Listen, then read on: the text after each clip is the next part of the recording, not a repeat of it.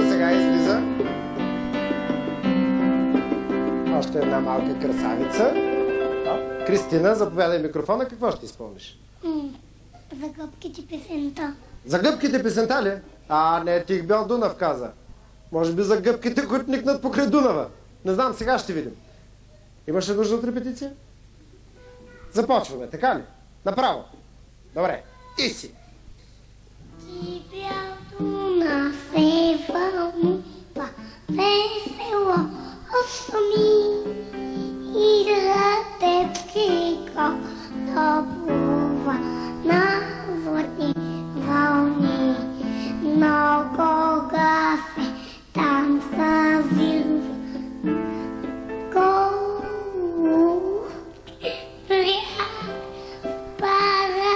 парахода и свирва разсе пайря. Ни летиме за България помощ да дадем и от тежка тирания дая отърве и от тежка тирания дая отърве.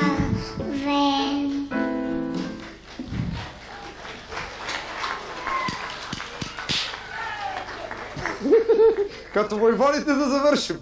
Нали така? Сега искам поклон и аплодисменти.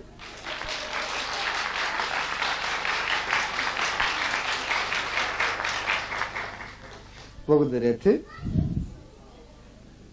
Я да видим сега кой ли ще се покаже на сцената.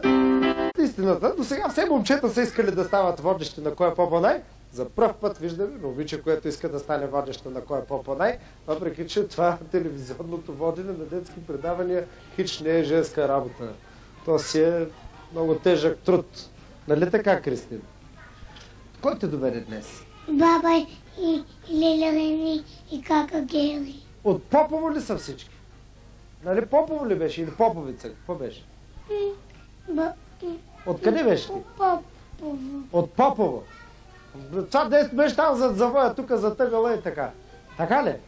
Ама някой има ли да живее в София или всички сте от Попово? Не, това съм тук на София. Тук е София. Тук ли е София? Ние пътувахме с влак. С влак дойдохте специално за тука? Да, много голям влак имаш. И рано ли тръгнахте? По-късно като стана там, но тогава... Тежък ли беше пътя? Аз заспах. А вие сте тръгнали през нощта още? За да дойдете тук? През тъмното. През тъмното тръгнахте. И във влака не беше ли страшно студено? Не. То ние отидехме на гарата. И после? И после бате степто на Леля Деси ме закара Леля Деси до гарата. И после бате степто се покара от гарата.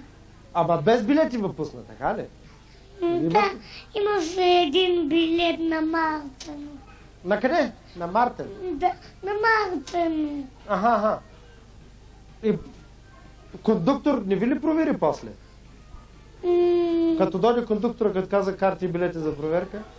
То нямаше кондуктор. Нямаше кондуктор? Да. Не... То само, че имаше Леля Десна до гарата. Да, това беше важното. И там Чичо Стефчо вече ме посрещна във влака.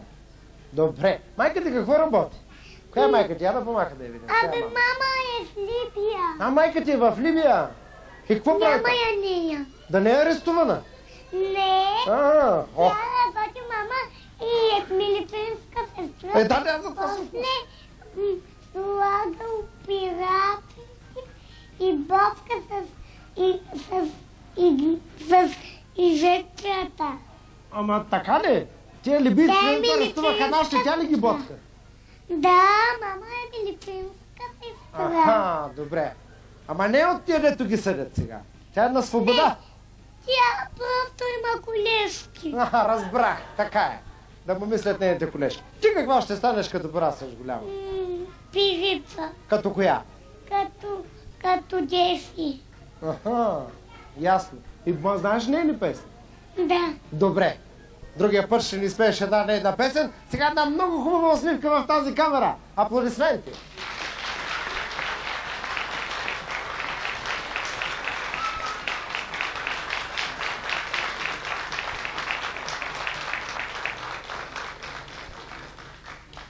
И така да видим мистер и мис Попо, настана времето да видим децата, които са станали в днешното предаване. Мистер и мис Попо и ето ги, те са в ръцете на Силвия и Ивчето. Заповядай насам към тези играчки. Която си избереш, веднага става твоя. Ето този голям поток. Заповядай. Ето, а тук при мене, седни на поток. Марти, какво си избираш за твоя рожден ден? И днес си спечели подарък и от нашото шоу. Какво си избираш? Хайде, ето, вижте ги, вижте, ето, това са всички играчки, които Бързаков днес любезно предостави за подаръци в нашото шоу. Това багерчето си избра. Заповядай, ела тук насам, ето. И така, сега настана един много важен момент. Искам да ви попитам дали ще има сватба днес или няма да има сватба. Ти съгласна ли си да се ожени за Марти? Не. А ти за нея? Да. Той пък иска да се ожени за тебе. Ти не искаш. Добре, ще се целунете ли като приятели, като победители в днешното шоу? Аплодисменти! Довиждане, уважаеми телевизионни зрители! Това беше всичко за днес. Следващата събота пак.